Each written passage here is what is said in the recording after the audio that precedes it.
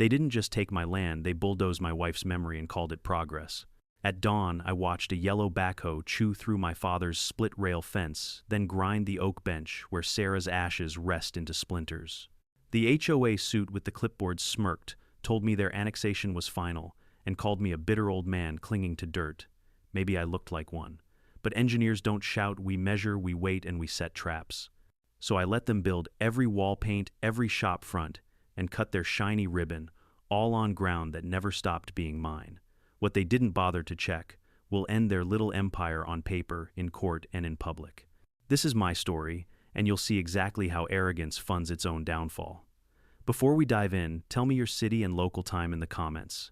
Then hit subscribe if you believe homeowners deserve justice. The morning it began didn't feel like war. It felt like any other quiet Tuesday. I poured coffee, watched steam rise in the window light, and heard a strange rhythm under the usual hum of birds, a heavy metallic crunch that didn't belong in a neighborhood. When I stepped outside, the sound hit me like a hammer.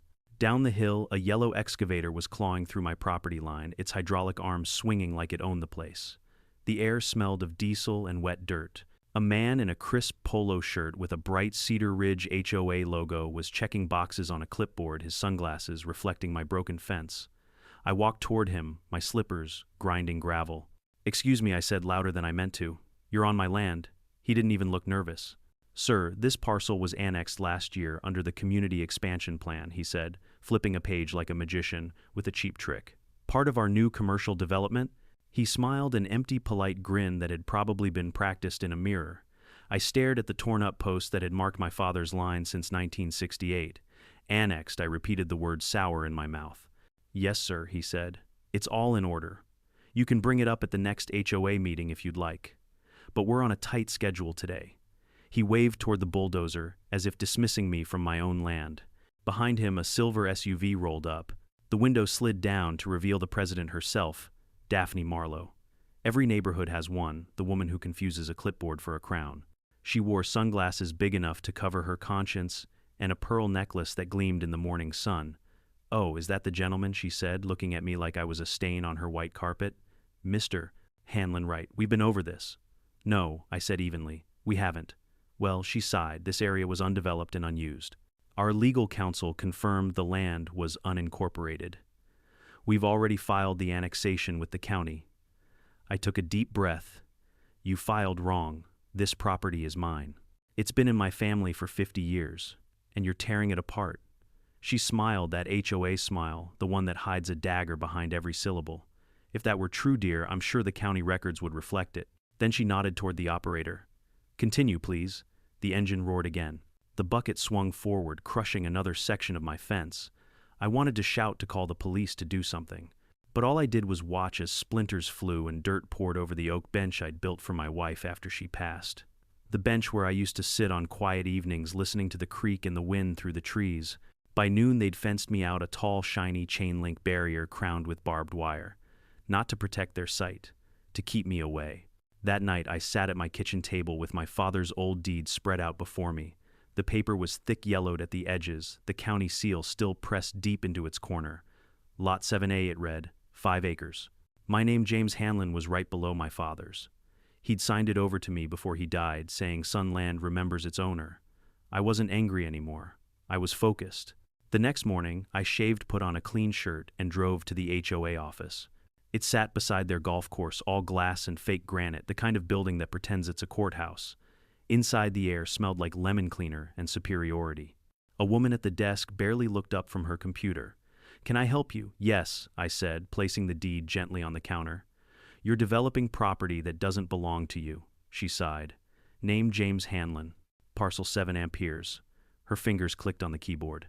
"That's listed under the Cedar Ridge annexation, sir. You'll need to file a complaint with the board." "I'm not filing a complaint," I said. "I'm stopping a crime." A door opened behind her, and the same young man from yesterday, Caleb Sharp, according to his shiny name badge, walked in. "Oh, it's you again," he said, like he'd found gum on his shoe. "Yes," I said. "The man whose fence you destroyed." He picked up the deed, squinting at it like it was written in Latin. "We've been through this. The board approved redevelopment under the community eminent domain clause." "There's no such thing," I shot back. "Eminent domain is a government power, not something a homeowners club can make up." Caleb smirked. You can bring that up at the next meeting, Mr. Hanlon, third Thursday of the month. But I wouldn't waste your time. I left the office with my pulse pounding. They weren't confused. They were confident. They thought I'd just fade away. That night the sounds started again, louder, crueler. The scream of chainsaws, the rumble of bulldozers. I walked to the edge of the new fence and looked through the metal mesh. My forest was gone. The pines my father planted gone. The creek where Sarah and I used to sit buried under piles of red mud. And there, half buried in the dirt, I saw it a splintered piece of oak. The last shard of Sarah's bench. I don't remember walking back to the house. I only remember sitting in the dark, the hum of the refrigerator, the only sound, thinking they've fenced themselves in.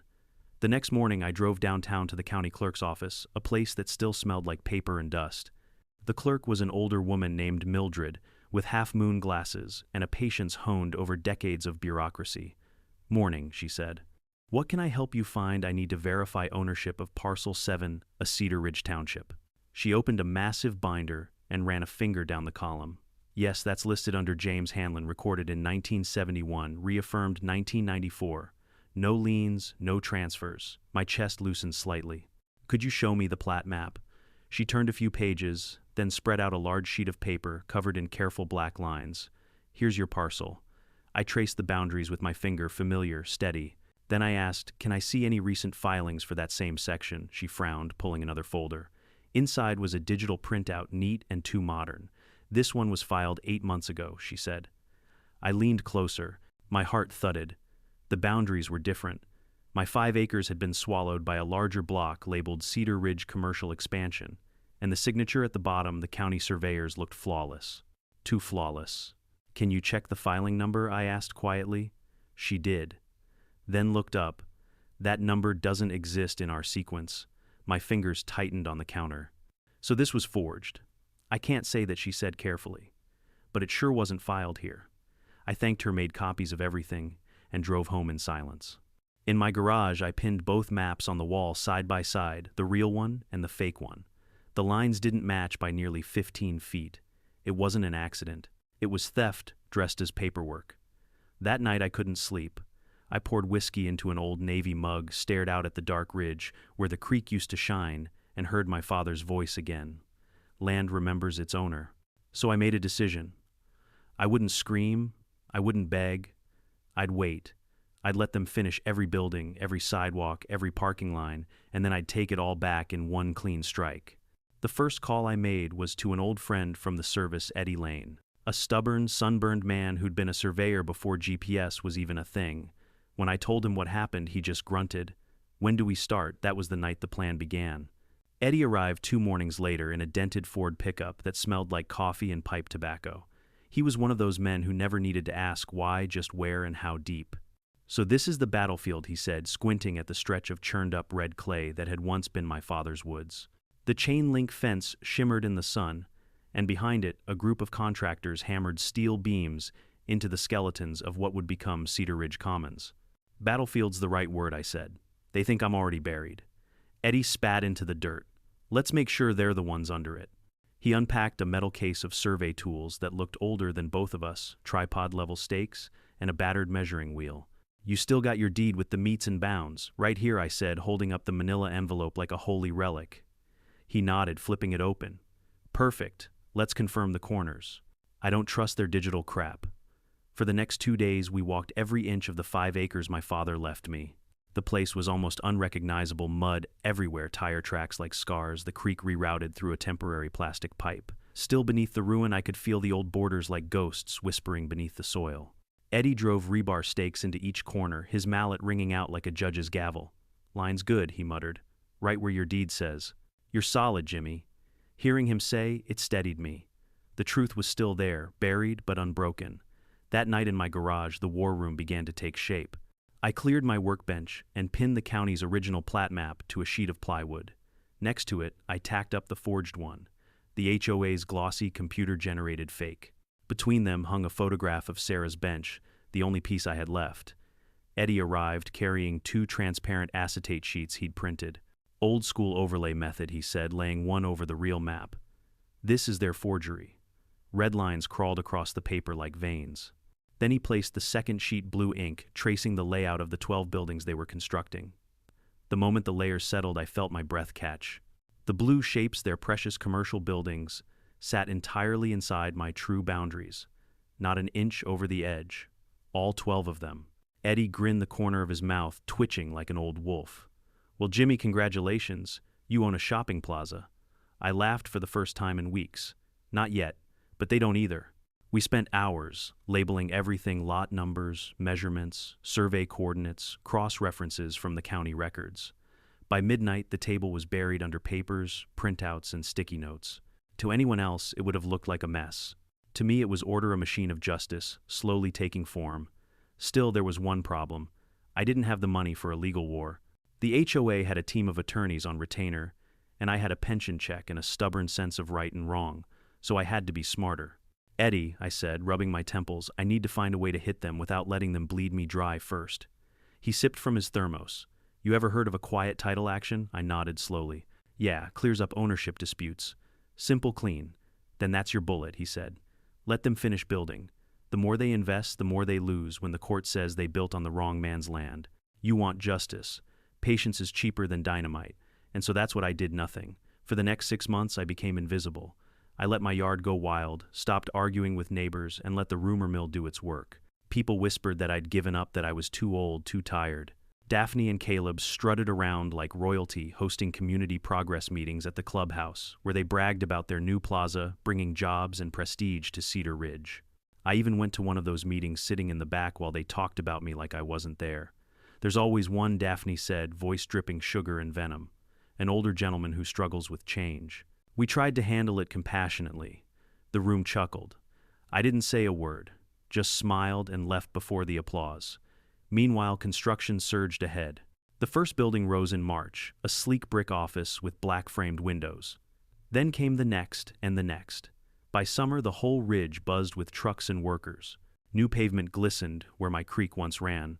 They even installed a fountain at the entrance, an insult in concrete form. Every time I passed by, I reminded myself of Eddie's words: patience. Every wall they raised was another nail in their own coffin. One evening, I saw Daphne giving a local news interview right in front of the plaza sign. The camera caught her saying, "Cedar Ridge is about progress, not nostalgia. We're building the future." I switched off the TV and laughed. Because she was right, she was building the future. My future. By late summer, they held their grand opening. Red ribbon, gold scissors, the whole circus. The plaza gleamed with banners, now open, and balloons fluttering in the wind. Caleb Ever, the showman, handed out flyers to the crowd like a politician. Daphne gave a speech about community growth, thanking the board, the developers, and our supportive homeowners. She didn't thank me. I watched the event from my truck, parked a half-mile away, binoculars steady in my hands. My heart didn't race, it just beat calm, methodical. Every smiling face, every camera flash, every glass of champagne poured on my land only deepened the trap. The next day, I drove to the city to meet a lawyer Eddie had recommended. His name was Marcus Thorne, a litigator with a reputation for turning corporate smugness into settlement checks. His office walls were lined with newspaper clippings of his victories. So he said, flipping through my documents, they built a commercial plaza on your land, and you have original deed-verified survey data and a forged annexation map. Yes. He leaned back, smiling like a shark smelling blood. Mr. Hanlon, they didn't just trespass. They built $1 million confession. I blinked. You think we can win? Oh, we won the moment they poured concrete, he said. The question is how much they'll lose. We drafted our move carefully. Marcus filed for a quiet title action to establish my ownership once and for all. But that wasn't all. He attached evidence of the forgery and requested a temporary injunction on all business activity in the plaza. If granted, it would freeze every lease and stop every sale until the court ruled. Before filing, Marcus looked at me. This will go public, Mr. Hanlon. They'll smear you. Are you ready for that? I nodded. They already bulldozed my wife's resting place. They can't take anything else. When the lawsuit dropped, Cedar Ridge exploded. The HOA board called an emergency meeting. The community Facebook page lit up with posts calling me a bitter old man and a greedy squatter. Daphne sent out a newsletter claiming I was suing to destroy local businesses out of spite. But while they fumed, the county clerk quietly confirmed Marcus's filings were legitimate and the forged map was not. Within a week, the first local paper picked up the story: homeowner claims HOA built entire plaza on his land.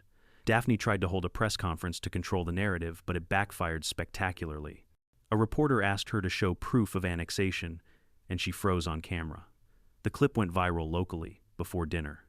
That night I sat on my porch listening to the crickets, watching the distant plaza lights flicker like warning beacons. Eddie called. "They're panicking," he said. "Heard from one of the contractors they're arguing about permits and insurance coverage.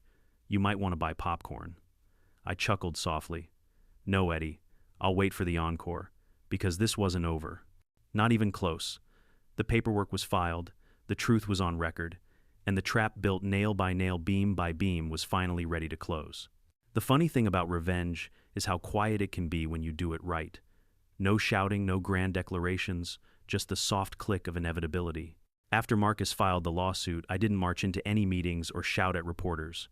I stayed home, I mowed my lawn, I fixed my porch light, and from my kitchen window I watched them build their empire a few feet higher every day. Eddie called it the silence before the implosion. He'd stop by now and then, a thermos of black coffee in one hand, his old Navy hat in the other. "You sure you can stomach this?" he asked once, watching the construction cranes move like slow beasts over the horizon. "I can," I said. Every brick they lay just makes the judgment sweeter. By midsummer, the plaza was fully alive. Cars streamed in, workers painted bright parking lines, and business signs started going up. Breeze Dental, Serenity Yoga, Ridge Realty, and the one that made me laugh out loud, Cedar Ridge HOA office. They'd built their own headquarters on stolen ground. The opening ceremony was a circus. Daphne stood under a tent with a microphone, wearing a cherry red suit that practically screamed power trip. Behind her, Caleb handed out glossy brochures about Cedar Ridge's bright future. I stood in the back, blending in with a crowd of homeowners and curious locals, sunglasses on camera, phone ready. Today, Daphne said, we celebrate progress, integrity, and community. Integrity. She said it like it wasn't allergic to her mouth. They cut a red ribbon with golden scissors, posed for the newspaper, and clinked champagne glasses. I didn't clap. I just took a photo, the moment arrogance became evidence. When the ceremony ended, I slipped away. The sun was setting, painting the plaza in gold, and for the first time I felt at peace. Not satisfaction, not yet, but a steady calm that comes when you know gravity will finish the job. 2 weeks later, a thick envelope arrived at my door. The HOA's law firm had struck back. "Cease and desist," the letter said in all caps, accusing me of harassment, defamation, and interference with lawful community development. The words lawful and community did a lot of heavy lifting there. I took it straight to Marcus. He skimmed the pages, grinning. "Perfect. This is exactly the overconfidence I wanted. They're reacting, not thinking. That means they still haven't checked the county records." "So we do nothing?" I asked. He nodded. "Exactly nothing. It wasn't easy. Every day I drove past that plaza and watched families park their cars, shop, and laugh, all of them unaware that their dentist, yoga studio, and vape shop sat on my deed. The place looked so normal, so legitimate. And that's what made it beautiful. The deeper their roots went, the more painful the uprooting would be. Then came the HOA meeting. I hadn't attended one in months, but this time Marcus told me go. Just listen. So I did. The clubhouse was full, about 50 homeowners sitting in folding chairs, fans humming in the ceiling. Daphne sat at the front table like a Queen Caleb on her left. The air smelled of smugness and cheap cologne. When it came time for community updates, Daphne leaned into the mic. As some of you may have heard, she began, her voice oozing false calm. "We are currently dealing with a frivolous legal nuisance brought by a misinformed individual claiming ownership of part of the new plaza." People murmured. She smiled sweetly. "Rest assured, the board has reviewed the matter. Our legal team assures us it will be resolved quickly. This is simply a misunderstanding from a local resident who," she paused, eyes scanning the room until they landed on me, "struggles to let go of the past." The room chuckled. Caleb smirked. I stood slowly. The scraping of my chair made the laughter stop. "You're right," I said. "I do struggle to let go of the past, because that past includes my father's land, my wife's memorial, and your little empire built on both." You could have heard a pin drop. Caleb half laughed, trying to salvage the tone. "Mr. Hanlon, please, this isn't." But I didn't let him finish. "You built your shiny new offices and shops on land that was never yours. You filed forged plats. You bulldozed graves. And now you're bragging about progress. I hope you're ready to explain all that under oath." The silence that followed wasn't respectful. It was fear. The kind that crawls up a liar's throat when truth finally walks into the room. I didn't need to say more. I left. A week later, the county courthouse sent notice the court date was set. Marcus wanted everything perfect. We rehearsed my testimony, cross-checked the survey overlays, and even had the county clerk sign a sworn affidavit confirming the forgery. "You're walking into court with dynamite," Marcus said, adjusting his tie. "Let them light the match." The day before the hearing, Daphne's lawyer sent one last email, an offer to settle the matter amicably. They wanted me to sign a non-disclosure agreement and accept $80,000 for the land. I nearly laughed out loud. The plaza was worth millions. I sent back one line, "See you in court." Courtrooms smell like varnish and nerves. On the morning of the hearing, I wore my old navy dress blues. Eddie sat behind me, arms crossed, jaw tight. Marcus stood calm as ever, his briefcase perfectly aligned on the table. Across from us sat Daphne and Caleb, both pretending confidence but betraying it with every twitch. The judge, a sharp-eyed woman named O'Donnell, opened with one question, "Mr. Hanlon, you claim the defendant's development lies entirely within your property boundaries. Is that correct?" "Yes, Your Honor," I said. "Every nail, every inch." Marcus guided me through the exhibits. First, the original county plat map from 1971. Then the HOA's forged map, slick digital and fraudulent. Finally, he pulled out the transparent overlays Eddie and I had made. I stood and walked to the easel. "If it pleases the court," I said, "I'd like to show you something simple." Layer by layer, I assembled the truth.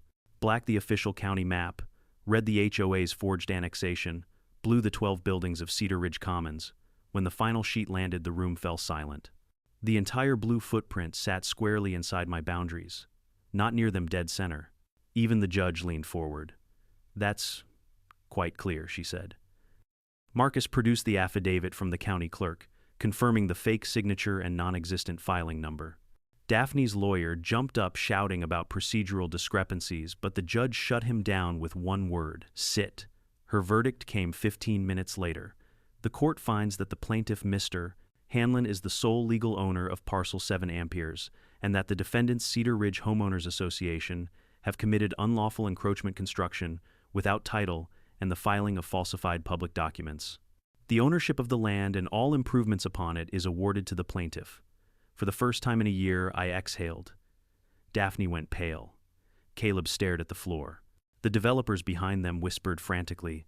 Someone from the local news snapped a photo at just the right moment, the exact second their empire collapsed.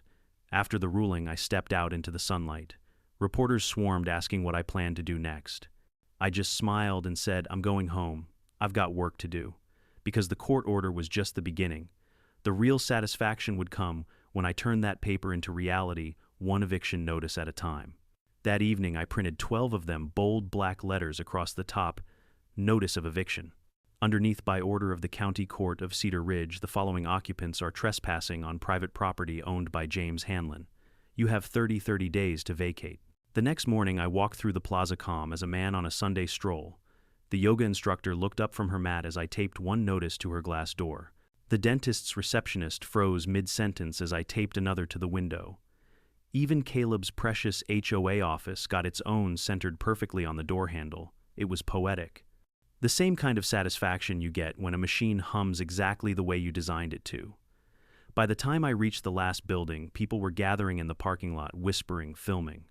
I turned, gave a small wave, and said just loud enough for them to hear, "Don't worry, it's just progress." That night, the HOA board's group chat leaked online. Homeowners posted screenshots of Daphne's frantic messages. "He can't do this, can he?" and check the insurance policy. But the insurance company had already refused coverage, citing fraudulent conduct by board members. The internet took care of the rest. Within 48 hours, the story hit regional news. HOA. Built 12 businesses on private land, loses everything in court. The comments were brutal. People called it karma, poetic justice, divine retribution. My personal favorite. They called it community property. Turns out it was just theft with paperwork. Eddie dropped by with a six-pack that evening. We sat on my porch watching the plaza lights flicker in the distance. "You ever think you'd own a yoga studio, Jimmy?" he said with a grin. I laughed. "No, but I'm enjoying the view." He raised his bottle. To competence over arrogance. We clinked, and for the first time in a long while, the sound didn't echo hollow. The day after I posted the eviction, notices chaos rolled through Cedar Ridge like a thunderstorm. Phones rang non-stop. Homeowners argued in the streets. Business owners shouted in parking lots, waving the papers I'd taped to their doors. I stayed home sipping coffee on my porch while the panic echoed across the ridge. After all, the first rule of revenge was already doing its work. You don't need to fight when the truth fights for you. By noon, the local news vans arrived. One of them parked right outside my driveway. A young reporter with a shaky microphone called out, "Mr. Hanlon, is it true you now legally own the entire plaza?" I smiled, just enough to make her lean forward. "It's true that the court confirmed the land was always mine," I said. "The HOA just helped me improve it." That line aired at 6 o'clock and replayed for 3 days straight. By the end of the week, the HOA's precious image of progress had shattered. The board members went into hiding. Daphne tried to claim the whole thing was a misunderstanding caused by clerical error. Caleb vanished completely. Rumor had it he was staying with a cousin in Denver trying to avoid subpoenas. But this was more than gossip. It was legal fire. Marcus filed for enforcement of the judgment. Every lease the HOA had signed was now void. Every dollar they'd collected from tenants was illegally obtained. In other words, they'd built a mall for me and used their own funds to do it. Eddie and I drove out there one morning to take a look. The once bustling plaza looked confused, like it didn't know whether to keep running or shut down. A few tenants were still open: the vape shop, the yoga studio, and a nail salon called Tips and Toes. The rest had closed signs or panicked handwritten notes taped to their doors. We parked at the curb. "Think they'll call the cops on us?" Eddie asked. I grinned. "Let 'em. I'll show them the deed." We walked, slow, deliberate, the way men do when they know they belong. It was surreal. These buildings had stolen the space where Sarah's trees once grew, yet here they stood like monuments to arrogance. I didn't feel anger anymore. I just felt clarity. Eddie knelt and picked up a handful of gravel. "They paved your creek, Jimmy," he said softly. "But they couldn't bury it. You hear that?" And I did. Beneath the concrete, faint but certain, the sound of running water. The stream still lived. Later that day, the HOA tried to counterattack. They hosted an emergency town hall live stream on Facebook claiming I was destroying local business and weaponizing technicalities. Daphne sat front and center, her tone syrupy but desperate. "Mr. Hanlon is exploiting loopholes in property law to enrich himself at the expense of our community." She didn't know my daughter Anna worked in marketing. Within hours, Anna had posted a side-by-side video, Daphne's speech on one side, the official court ruling on the other. The caption read, "Fact check. The HOA built 12 buildings on land they didn't own." The video blew up. 100,000 views by midnight. The internet tore into the HOA like piranhas. Memes spread. Someone photoshopped Daphne's face onto a Monopoly card that read, "Go directly to jail." Even the county sheriff's department chimed in on Twitter. "Always verify property lines before building, folks." For once, public opinion was on my side. A few days later, one of the plaza tenants knocked on my door. She was a middle-aged woman with tired eyes and paint stains on her fingers. "Mr. Hanlon, I'm Lisa from Serenity Yoga." I didn't know. I invited her in. She sat at the kitchen table, twisting her hands. "They told us the HOA owned this land. I signed a lease, I paid rent. Now I don't know where to go. I don't want trouble." I poured her coffee and said, "Lisa, I'm not your enemy. You were lied to. You can stay if you sign a real lease with me at a fair rate." Her eyes watered. "You'd let me stay?" "Sure," I said. "You didn't steal from me." They did. By the next week, 2 more businesses, the nail salon and a local tailor, signed new leases. The rest packed up their things. The dentist left overnight truck lights cutting through the dark like ghosts fleeing the scene. The plaza began to empty one business at a time until half the parking lot sat quiet again. The HOA's dream was dying in real time. Marcus called one afternoon with a grin in his voice. "You ready for the next step?" "What's that?" "We sue them personally." I didn't say a word. I just listened as he laid it out: a civil suit against Daphne Marlowe, Caleb Sharp, and every board member who'd voted for the annexation. Charges: fraud, conspiracy, and filing falsified public documents. It wasn't about money now. It was about accountability. "Will their insurance cover them?" I asked. "Already checked," Marcus said. "Their directors and officers policy excludes fraud. They're on their own." And just like that, the second wave hit. The HOA board members received court summonses at their doors. One neighbor told me Daphne screamed when she opened hers. Another said Caleb's lawyer quit after reading the evidence.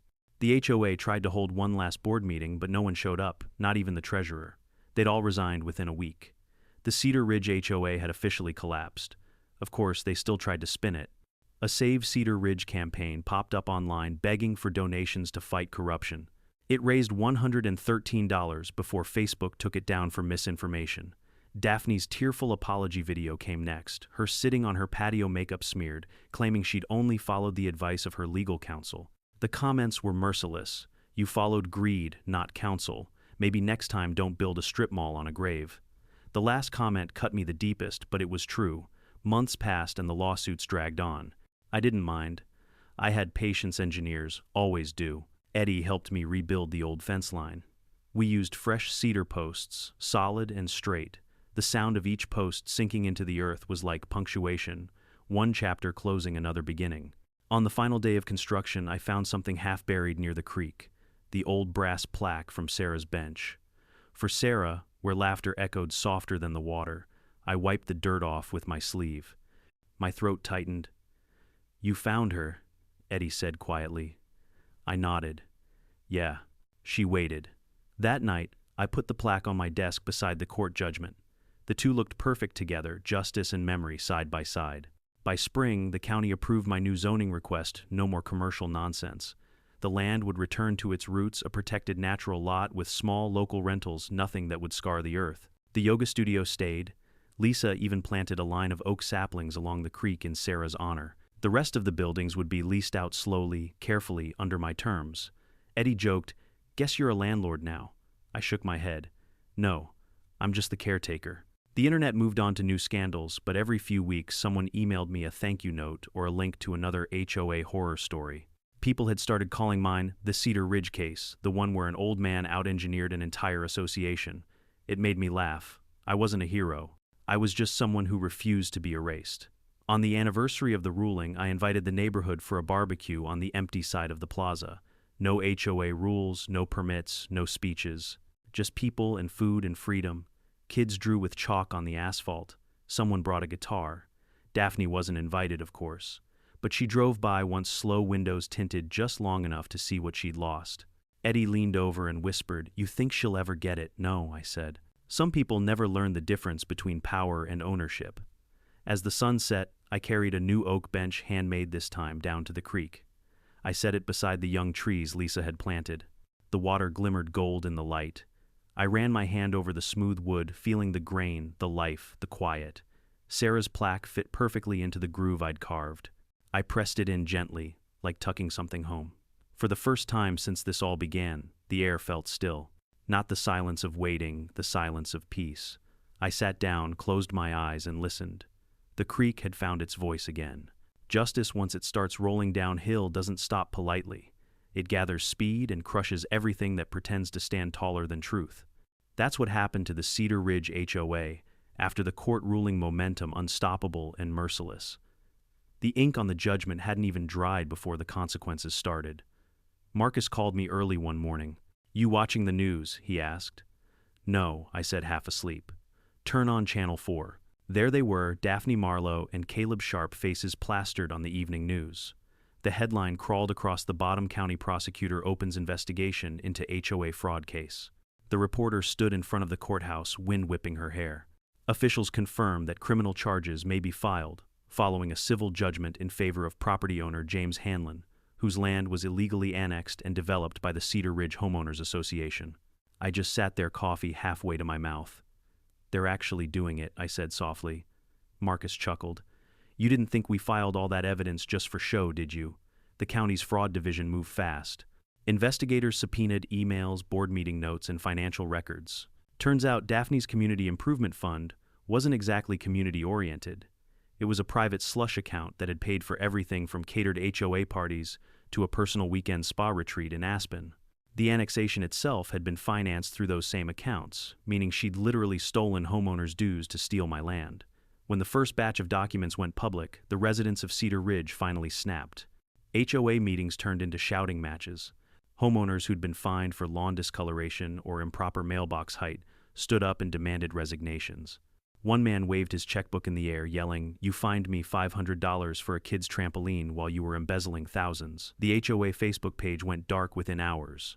The board issued a statement calling the accusations baseless. Then, a week later, Daphne quietly resigned for health reasons. Her resignation letter was 3 sentences long and leaked by a board member before sunset. Caleb tried to stay. He even gave a local interview insisting the annexation was authorized by the county. That lasted exactly 1 day until the county surveyor went on record saying, "My signature was forged. The annexation was fake." 2 days later, the sheriff's department showed up at Caleb's door. Forgery, falsifying public records, conspiracy. They cuffed him right there on his front porch while a neighbor filmed it on her phone. The video hit 500,000 views before breakfast. Eddie stopped by that same morning, holding a newspaper and a grin that could light a city block. "Well, Jimmy," he said, slapping the front page, "looks like karma finally paid property tax." We sat in the kitchen drinking coffee that tasted better than it ever had. Outside, the world was still no construction noise, no angry letters, no tension humming in the air, just peace and the faint sound of the creek trickling behind the house. "You ever regret not taking their money when they offered to settle?" Eddie asked. I shook my head. "They were buying silence, not peace. Peace isn't for sale." He nodded. "You know, I think Sarah would have liked seeing this." "I think she would have laughed," I said. "She hated bullies." But the story didn't stop at the county line. Local media passed it to the regional networks. The headline evolved: "Homeowner outsmarts HOA, wins backland, and exposes forgery ring." Reporters called me the quiet engineer and the man who waited. It was surreal. I wasn't a celebrity, I was just a stubborn old man who refused to let a lie stand. The letters started arriving soon after. Some handwritten, others typed. People from all over the country shared their HOA nightmares, illegal fines, harassment, forged notices. One envelope came from Arizona. "You don't know me, but your story gave me courage. My HOA threatened to foreclose on my home. I'm fighting back now." I kept those letters in a shoebox. They reminded me that what happened here wasn't just my war, it was a blueprint for every homeowner who'd ever been cornered by bureaucracy and arrogance. Meanwhile, the HOA itself began to implode financially. Without Daphne's embezzled funds or the plaza's rental income, they couldn't pay their bills. Their insurance had been voided. Their lawyers quit. The utility companies started sending final notices. The once pristine community of Cedar Ridge, where grass height was regulated down to the inch, was unraveling. Ironically, the people who had mocked me at meetings now called apologizing. One woman said, voice trembling, "We should have believed you. I'm so sorry for what they did." I told her it was okay. Forgiveness cost me nothing. It was a luxury I could afford now. But some things I didn't forgive. Not yet. A month later, the new HOA board formed from remaining residents who'd finally woken up asked to meet me. We sat in the same sterile conference room where Daphne once waved papers in my face. But now the walls were bare. No awards, no plaques, just exhaustion and humility. Mr. Hanlon said, "A man named Frank Peterson, the newly elected president, we want to make things right. We'd like to formally dissolve the old Cedar Ridge HOA and reconstitute under new bylaws. And we want your input." I studied them. Honest faces, tired but earnest. "Start by ending forced annexations," I said. "No property gets taken or rezoned without a unanimous vote. You don't get to play government." They nodded. "Done." "And make your records public, every expense, every fine, every repair contract." "Done," Frank said again. We spent hours drafting a new clause, what they later called the Hanlon Rule. It required full transparency, majority homeowner control, and an independent audit every year. By the time I left, the air in that room felt different, like something heavy had finally lifted. Outside, I stood by my truck and looked toward the ridge. The plaza shimmered in the afternoon sun, half empty now, but quiet, almost dignified. For the first time, I didn't see a scar. I saw a lesson. Around that time, Anna convinced me to record one more video, the aftermath. She set up the camera in the living room, same place as before. I sat in my chair, holding Sarah's brass plaque in one hand and the court judgment in the other. "I never set out to fight an HOA," I began. "I just wanted peace. But peace without accountability is just silence." They thought I'd roll over. They thought time would wear me down. But the truth doesn't age, and the land doesn't forget its owner. I paused, looking straight into the lens. If you're out there fighting your own version of this, don't shout, don't threaten, don't give them the reaction they want. Document everything. Learn the law better than they do. Patience is the sharpest blade you'll ever own. The video went viral again, 2 million views in a week. People called it the engineer's manifesto. Someone even printed the line, "Patience is the sharpest blade," on t-shirts. Anna teased me about becoming a revenge influencer. I just laughed. I didn't want fame. I wanted closure. Closure came one quiet Saturday. I was walking the creek, the air warm and heavy with the smell of spring. The oak saplings Lisa had planted were thriving, their leaves shimmering green. At the water's edge stood the new bench, the one I'd built by hand. I sat down, tracing Sarah's plaque with my thumb. I thought about the long year behind me, the lies, the lawsuits, the sleepless nights, and I realized something simple. I hadn't really won against the HOA. I just refused to lose myself to them. That was the real victory. A soft wind rustled the leaves, and for a moment I could almost hear her voice again, gentle, amused, proud. "You did it your way, Jim," she used to say when I fixed something she'd thought was hopeless. "You always do." That evening, Eddie joined me for dinner. We grilled steaks and watched the sunset paint the sky gold and violet. So he said, "What's next? You gonna build something on that land?" I smiled. "No, it's done building. It's time to breathe again." He nodded, clinking his beer bottle against mine. "To breathing, and to making liars wish they'd checked their maps." We laughed until the fireflies came out. The plaza lights glowed faintly in the distance, 12 empty shells that once symbolized greed. Now they stood as monuments to consequence. For the first time since this all began, I felt free not just from them, but from the anger that had followed me like a shadow. Sarah's land was whole again. The creek sang, and the story that started with destruction had ended with rebirth. The land remembered its owner, and I remembered myself. You don't think of justice as something that echoes, but it does. Long after the headlines fade, after the lawyers cash their checks and the neighbors move on, what's left are the ripples, tiny circles spreading outward from one act of defiance. That's what I started to see months after the dust settled. The Cedar Ridge story had become more than a lawsuit. It had become a kind of folklore. It started small. A man from Texas emailed me a photo of his HOA notice, a $1,200 fine for having a non-compliant mailbox. He wrote, "I remembered your story. I pulled the county zoning records. Turns out my HOA didn't even have jurisdiction over my block. They dropped the fine when I showed them the law. Then came a retired teacher from Florida. Our HOA tried to seize our community garden. We voted them out using your Hanlon rule, unanimous consent for any annexation or sale. Thank you for giving us a blueprint." Every few days, new stories poured in. I'd sit on the porch reading them amazed and a little humbled. I hadn't meant to start anything. I'd just fought for what was mine. But people saw something bigger, proof that quiet persistence could outlast arrogance. Anna said, "I should write a book." I told her I didn't want to be famous. She laughed. "It's not about fame, Dad. It's about telling people they're not crazy for wanting fairness." Meanwhile, life in Cedar Ridge began to heal in strange, beautiful ways. Without the old HOA breathing down their necks, neighbors actually started talking again. The endless petty fines and warning letters disappeared overnight. Lawns grew a little wilder, kids played basketball past 8 p.m., and nobody got ticketed for it. People realized they didn't need permission to be decent to each other. The new board, run by Frank and a few volunteers, was transparent, open, and honestly kind of boring, which for an HOA is the best compliment possible. They even hosted community potlucks instead of hearings. Lisa's yoga studio thrived. She renamed it Stillwater, a tribute to the creek. She told me one day, "When I teach beginners, I tell them what you taught me. Stillwater looks calm, but it's always moving underneath." I liked that. The other half of the plaza sat empty for a while, but I wasn't in a hurry to fill it. I'd learned the hard way that not all growth is progress. Instead, I turned the space into something simple, a small co-op for local craftsmen and farmers to sell their work. No leases, just shared upkeep.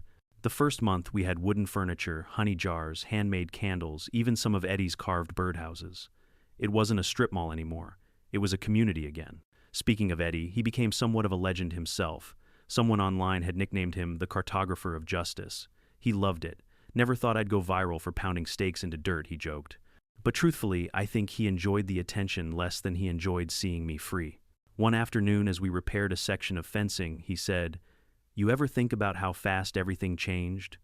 1 year you were fighting for your land, and now half the country knows your name." "Yeah," I said, hammering a post. "Funny how people notice when an old man refuses to quit." Eddie chuckled. "Maybe they notice because they wish they could do the same." He wasn't wrong. The county reached out not long after the documentary aired. Yes, someone had made a full-blown TV documentary called "The Man Who Owned the HOA." They'd mixed interviews with drone footage of the plaza and courtroom sketches. I didn't even know about it until a producer called asking for permission to film the creek. "Will you pay me?" I asked, half joking. "Not in money," he said, "but in the chance to show people how system abuse happens quietly." That line got me. I agreed. The documentary aired nationally 6 months later. Watching it was surreal, seeing my quiet little town splashed across television screens, my name in bold letters. But they got one thing right. They didn't make it a revenge story. They made it a warning and a lesson. The narrator's final line stuck with me: "Justice doesn't shout, it waits." The more attention the case got, the more people reached out. Lawyers from other states asked for permission to cite Hanlon versus Cedar Ridge HOA as precedent. County officials requested copies of the maps Eddie and I made to use in seminars on plat verification. Even a law professor from Oregon sent me a thank you letter saying she used the case to teach property ethics in modern governance. Me a case study. Sarah would have laughed herself breathless. But there was one visitor who hit me the hardest. Late one autumn afternoon, a young man in a gray suit knocked on my door. "Mr. Hanlon," he asked, voice quiet. "I'm here on behalf of the county prosecutor's office." "I'm not here to bother you, sir. I just wanted to say thank you." I must have looked confused because he added, "My dad was one of the homeowners in Cedar Ridge. Daphne fined him over $1,000 for building a wheelchair ramp for my grandmother. He never recovered that money. But what you did, what you proved, it meant something. She can't do that to anyone else." He shook my hand. His eyes were wet when he left. After the door closed, I stood there for a long time feeling the quiet press of gratitude sink in. Caleb eventually pled guilty to forgery and served a short sentence, 18 months. Daphne, however, managed to drag her case out longer. She tried to sue the HOA's former lawyer for malpractice, blaming him for the forged filings. The court dismissed it. She ended up selling her house at a loss and moving out of state. No one heard from her again. The developer who partnered with them tried to sue me for damages, claiming unjust enrichment.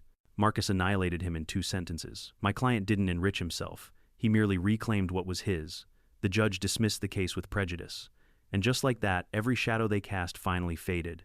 The following spring, we held what the town now calls the Hanlon Gathering. It wasn't my idea. Frank organized it, but it became something special. We hosted it on the plaza grounds beneath strings of lights and tables covered in homemade food. Neighbors, kids, dogs, laughter. Halfway through, Frank stood up with a microphone. "You all know why we're here," he said. "We're here because one man proved that truth doesn't need to be loud, it just needs to be patient." People clapped, but I didn't know where to look. I wasn't used to being the hero of anyone's story. Frank smiled. "So tonight we dedicate this plaque to James Hanlon, whose persistence reminded us that community isn't built with concrete or bylaws, it's built with integrity." He pulled the cloth off a bronze plaque bolted to the edge of the plaza fountain. It read, "Stillwater Plaza, in honor of James and Sarah Hanlon, who reminded us that land like memory endures." I couldn't speak for a while. I just nodded, my throat tight. Eddie handed me a beer and whispered, "Looks like you're stuck being a local legend, buddy." I laughed through the lump in my chest. Guess so. As the night wound down, I found myself sitting by the creek again. The new trees were growing fast, their leaves whispering in the breeze. The stars shimmered above their reflections, trembling on the water. I thought about everything we'd lost and everything we'd rebuilt. The lawsuits, the sleepless nights, the fear of being forgotten, and then the peace that came after. Real unbothered peace. The land was still healing. So was I. When I stood to leave, I glanced back at the creek one last time. The moonlight rippled across it like laughter, soft and steady. "Stillwater," I murmured. "You earned your name." As I walked home, I realized something simple. Revenge might have started this story, but redemption finished it. The HOA had tried to build over history. Instead, they'd helped uncover it. And in the end, that was the sweetest irony of all. 6 months passed, and Cedar Ridge looked like a different world. The air felt lighter, the silence purer. The plaza, the one that had once stood as a monument to greed, had changed too. No longer a row of sterile commercial boxes, it had become a gathering place.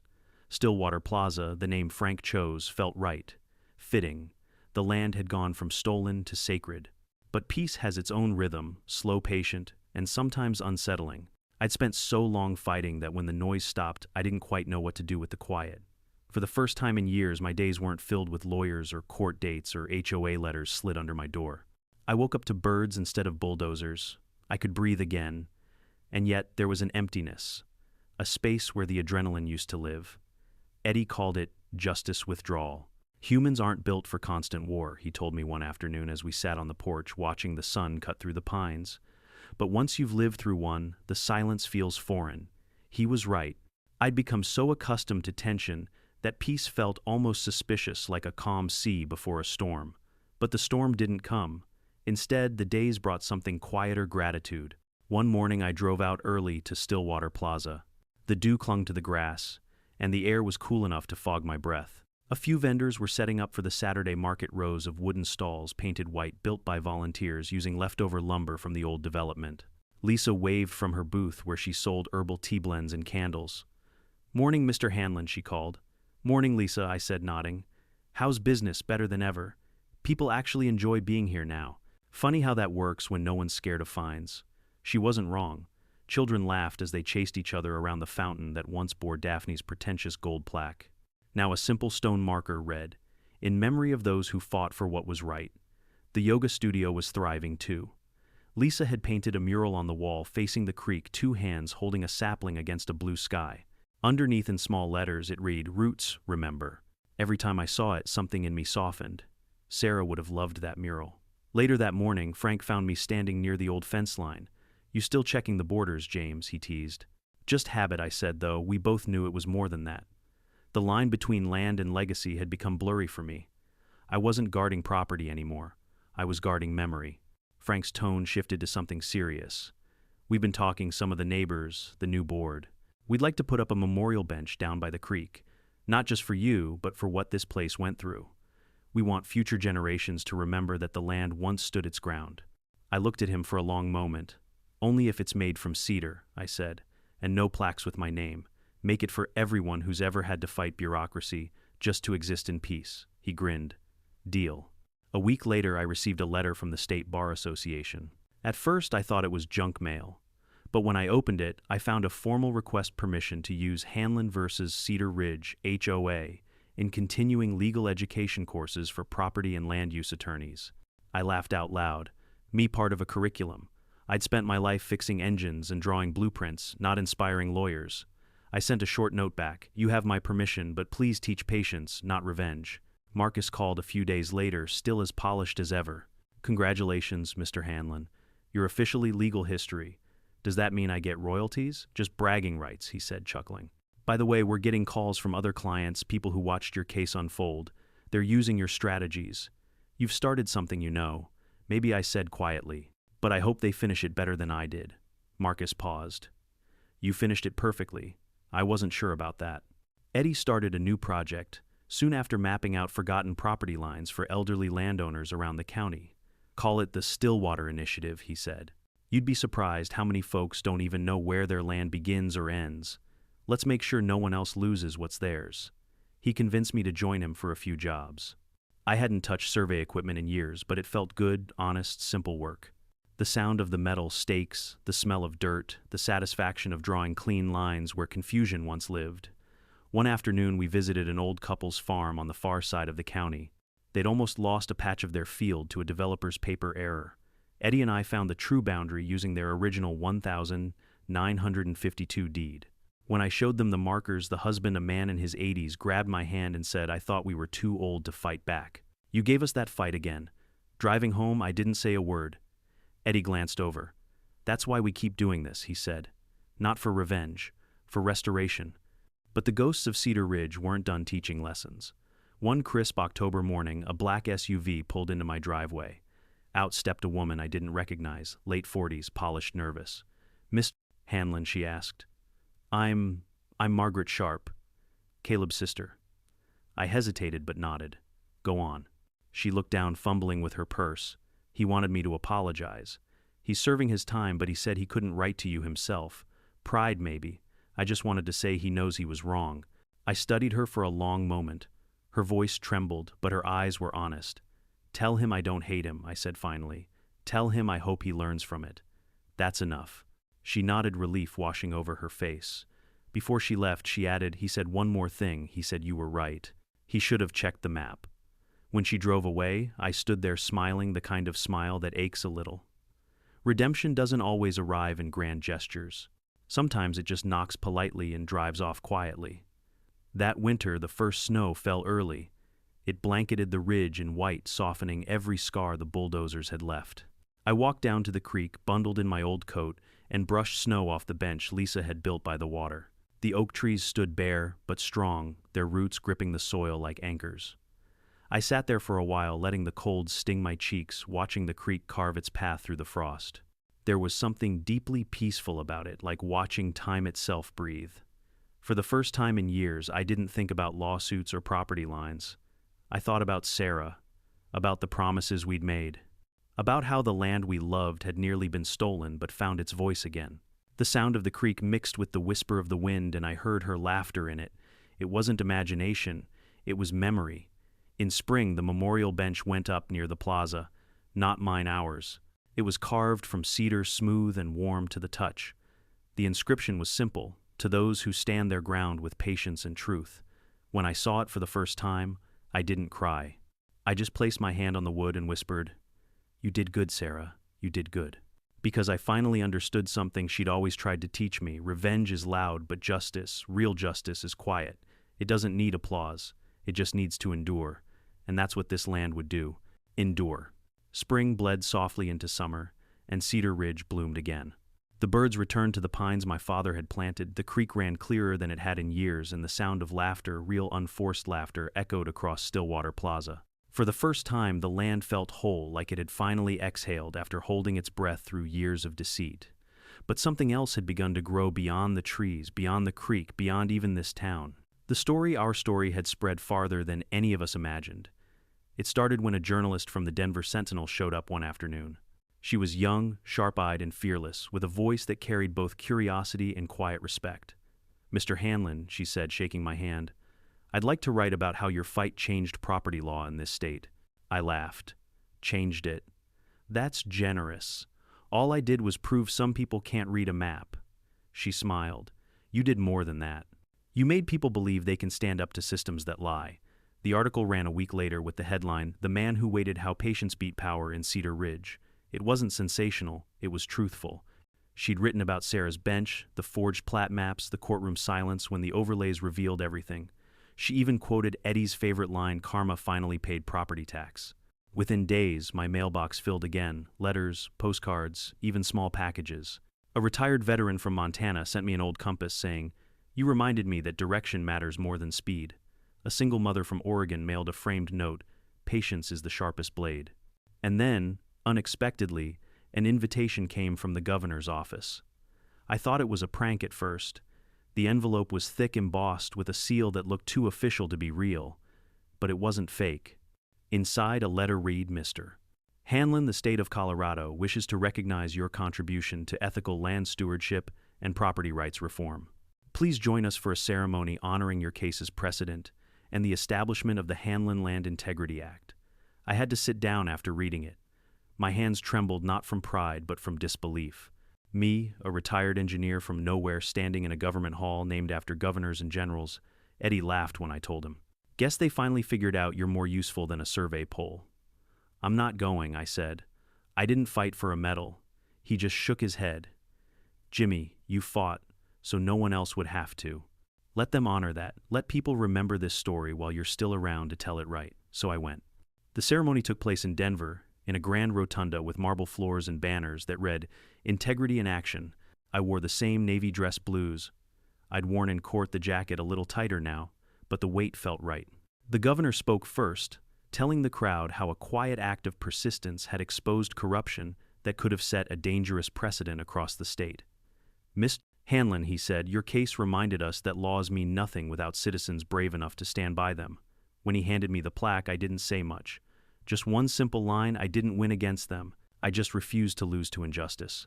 The applause was long, but what mattered most was what came after. The Hanlon Land Integrity Act, House Bill 2239, passed unanimously 2 months later. It required all annexations or HOA-led rezoning to undergo verified county audits and homeowner consent. In short, it made what happened to me impossible to repeat. I went home that night, sat by Sarah's creek and whispered, "We did it." Life slowed again, beautifully so. Frank's new board transformed the HOA into something almost unrecognizable: transparent budgets, volunteer committees, public audits. It wasn't power anymore, it was community. The same neighbors who'd once glared at me now waved from their porches, sometimes bringing pies or fresh bread. Lisa expanded Stillwater Yoga into a small wellness retreat by the creek, dedicating one of the cabins to Sarah's memory. "You can feel peace here," guests would tell her. "It's like the land forgave something." Maybe it had. Eddie, of course, couldn't resist another project. He started teaching a weekend workshop called Map Truth: How to Protect What's Yours. He dragged me along as his guest speaker. Come on, he said, you've got the voice of a man who's seen bureaucratic hell and lived to tell the tale. At first, I hated speaking in public. But the first time I looked into that crowd, dozens of ordinary people holding their own deeds, faces, determined, I realized what Sarah would have said. You're helping them build fences of their own, not walls. One evening after one of those workshops, Eddie and I sat under the porch light, the night thick with the smell of pine sap and distant rain. You know, Jimmy, he said quietly, you ever think this story was never about land? It was about people remembering who they are. I thought about that. Land grounds us, I said. But maybe you're right. Maybe the real soil is truth. He raised his beer. Then here's to the truth and the stubborn fools who dig for it. We drank to that. Then one unexpected morning, a letter arrived from an attorney in Arizona. It was short, formal, but it carried a weight heavier than law. Mr. Hanlon I represent the estate of Mrs. Daphne Marlowe. She passed away last month. In her will, she requested that a portion of her remaining assets, roughly $25,000, be donated to the Stillwater Community Fund for the maintenance of the creek she once destroyed. She also asked that you be notified personally. I read it twice. Then again. Eddie, when I told him, stared at the letter for a long time. That's her way of saying sorry, he murmured. Maybe, I said. Or maybe it's her way of finally paying her dues. We used the money to build a small wooden bridge across the creek, connecting the plaza to the trail on the other side. A simple plaque read, "Every bridge begins with an apology." It was the only time I felt peace thinking of her. The following spring, I began writing everything down. Anna insisted on it. Dad, your memory's sharp now, but time dulls everything. Write it for her, for Mom. Write it for us. So I did. Every detail, the roar of the backhoe, the cold silence of the courtroom, the moment the overlays revealed the truth, the stillness of Sarah's Creek when the dust finally settled. It wasn't a memoir. It was a confession of fear, of anger, of forgiveness. When I finished the last page, I titled it simply, "The Land Remembers." Anna read it first, tears sliding down her face. "It's beautiful, Dad," she whispered. Mom would have been proud. I smiled. She already knows. Now, years later, I still walk the ridge every morning. The cedar fence stands firm, the creek hums softly, and the oak trees we planted with Lisa now reach higher than the old power lines. Stillwater Plaza thrives as a marketplace, but it's not about profit anymore. It's about people who know exactly where their ground stands and why. Sometimes I see kids playing near the fountain, tossing coins into the water. One day, a little boy asked me, "Mister, did you really own all this?" I knelt beside him and said, "No, son. The land owns us. We just borrow it for a while." He didn't fully understand, but he smiled anyway, dropped his coin, and ran off laughing. I watched the ripples spread across the fountain's sunlight, dancing through them like memory. And I thought maybe that's what legacy really is. Not buildings, not plaques, not laws, but ripples that reach beyond sight, carrying truth further than any map can draw. And for the first time in decades, I felt Sarah beside me whispering through the wind, "See, Jimmy, you didn't lose the land. You gave it a voice." The years after Stillwater's rebirth unfolded gently, like pages turning themselves. The land healed faster than I expected. Saplings thickened into young trees, the soil grew richer, and the creek once muddied by bulldozers, and greed flowed so clear you could see the pebbles glint beneath. It felt like the place had forgiven us. Or maybe it was teaching us to forgive ourselves. I was older now. My knees ached in the cold, and my hands trembled a bit when I tightened a fence post. But every morning I still walked the ridge with my coffee, breathing in the quiet hum of the world. Eddie had retired for good, moved 2 towns over to live near his daughter, though he still called every Sunday. "You keeping those lines straight, Jimmy," he'd joke. And I'd answer, "Always." Because that was what he'd taught me, not just in land but in life. Keep your lines straight and everything else will follow. One early summer morning, I found myself sitting on the old bench by the creek, the one carved from cedar with the words, "To those who stand their ground with patience and truth." The morning light spilled through the leaves like gold dust. I traced the wood grain with my fingers and thought about Sarah, how her laughter had once danced here. I realized then that this land wasn't just dirt or trees. It was a ledger of memory. Every inch held a story: my father's sweat, Sarah's laughter, the fury of injustice, the quiet of redemption. And maybe that's why the land never truly belonged to anyone. It only held us long enough to write our names in its dust before the wind carried them on. A rustle behind me broke the silence. It was Frank carrying 2 cups of coffee. "You still beat me here," every time he said, handing me one. "Old habits," I said. He sat beside me, looking out at the creek. "You ever think about selling, Jimmy? You could move closer to town. People would line up to buy this land." I smiled. "That's the problem, Frank. They'd buy it thinking it's worth something because of the view, not because of the story buried under it. He chuckled softly. You really think people remember stories that long? They do, I said, if they're true enough. We sat in silence for a while, sipping coffee, watching the water twist through sunlight. Later that month, Lisa organized another Stillwater gathering, a small festival celebrating 5 years since the court ruling. The plaza was strung with lights again, vendors selling local crafts, music floating through the summer air. Kids splashed in the fountain, parents shared food and laughter. The community had turned from a battlefield into a family. When Lisa called me up to say a few words, I didn't prepare anything. I just spoke from the heart. I used to think revenge was the point. I said into the mic, the crowd quieting, that if I could make them pay, everything would feel right again. But revenge is just fire. It burns fast and leaves ash. What lasts is truth. Truth rebuilds. Truth plants seeds. Truth gives us something to stand on when lies collapse under their own weight. The crowd stood in silence for a moment, and then applause broke, not loud or wild, but steady, heartfelt. I caught sight of Anna in the crowd, tears in her eyes. She mouthed, "Proud of you." After the gathering, I spent more time helping Eddie's students. They were young surveyors, idealistic and curious with laptops instead of compass needles. But I made sure to teach them the old ways, too, the feel of the soil, the hum of metal when it hit true earth, the way wind can tell you when a line runs straight. One girl, Sophie, reminded me of myself decades ago. Stubborn, methodical, quiet. She asked me once, "Why do you still do it? You already proved your point." I thought for a moment. Because land never stops changing, and neither do people. Someone's got to keep watch. She smiled, scribbling notes. Then I'll keep watch too. That night, I sat by the window, the lamp casting a pool of light over the manuscript I'd been revising, The Land Remembers. I'd added an epilogue, not about laws or courtrooms, but about people, neighbors who found courage, enemies who found redemption, and a man who found peace where anger used to live. I printed the final page, slid it into the folder, and wrote across the cover in neat letters, "For Sarah, and for anyone still fighting quietly." A few months later, Eddie passed away in his sleep. Peacefully, his daughter said. She mailed me his old compass, the same brass one he'd used to mark my property lines. I carried it down to the creek that night under a sky full of stars and placed it on the bench beside Sarah's plaque. "You guided me home, old friend," I whispered. "Now, rest easy." The compass gleamed under the moonlight, pointing north, as always steady, certain, eternal. Time did what it always does. Seasons cycled, trees grew taller, and my steps grew slower. But the land stayed faithful. The creek still whispered.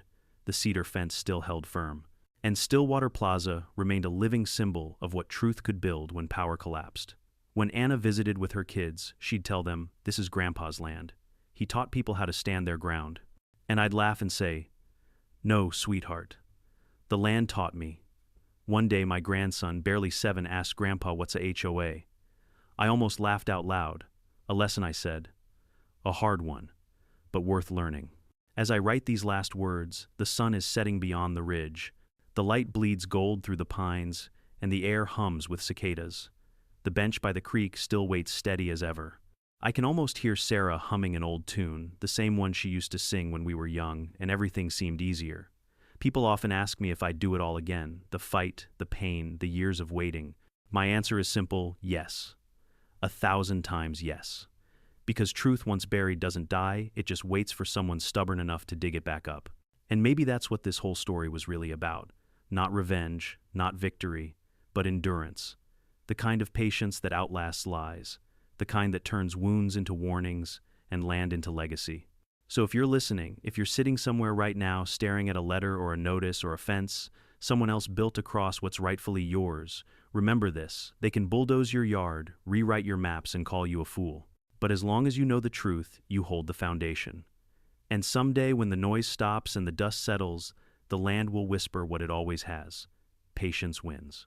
I finish my coffee, close the notebook, and look out toward the trees. The light fades, but it's the good kind of darkness, the kind that promises morning. The land remembers. And I finally understand, so do I.